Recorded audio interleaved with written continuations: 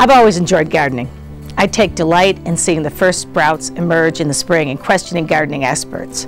It brings me great joy to design my backyard and to share it with others.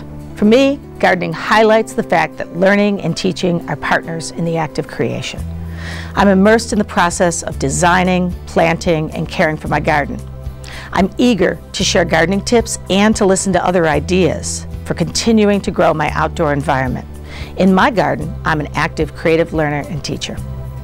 Bringing a fresh perspective to the classroom, engaging students in deep thinking, and creating the conditions for students to express their creativity allows them to thrive as a learner. This is the heart of creative teaching. As a teacher, you must first understand and appreciate yourself as a creative learner to fully engage students. We've all heard people say, "I'm not creative." I'd contend that the statement, "Am I creative?" needs to be replaced with, "How am I creative?" So the search can begin for how, not if, you can harness your creative capacity. There are diverse ways to express your creativity. You don't have to be the person with all the ideas or even consider yourself to be highly original to be creative. We all have it, and we can increase it. Your attitude towards creativity is key to embrace a more creative teaching and learning experience. As a teacher, take delight in deep thinking and be tolerant of ambiguity. Come to your learning and teaching with a fresh perspective so that you can bring a beginner's eye to something that's quite familiar to you. Keep open to novelty and work hard to be your authentic self. Take steps to engage in activities that bring out your natural sense of curiosity and motivate you to think and act creatively. You can't fully engage creative teaching if you're not your authentic, creative self first. Creative teaching is the act of teaching in ways that expands the possibility of learning and takes students well beyond mere facts. There are methods that engage learners, facilitate connections to new thinking and creating. Creative teaching occurs in planned and unplanned ways and takes students beyond where they've ever been before.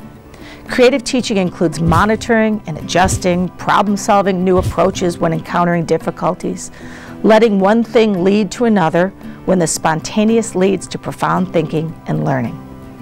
Creative teaching is facilitating, directing, coaching, leading, communicating, questioning, motivating, listening, and guiding students to rise to new heights.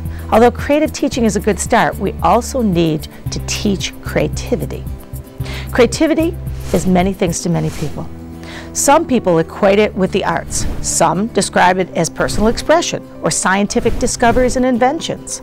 Creativity is not reserved exclusively for the art room or the after-school club. It's something that can be nurtured and integrated into all subject areas and daily life in the schools.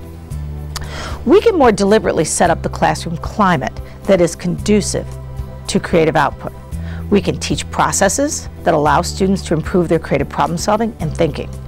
We can harness the potential of each student more by effectively recognizing diverse strengths in the form of talents, attitudes, skills, and creative characteristics.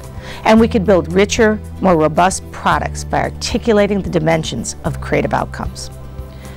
Through daily ways we interact to deliberate large-scale curriculum implementation, we can teach for creativity effectively and deliberately. So don't leave creativity to chance. Embrace creative learning and develop your creative teaching.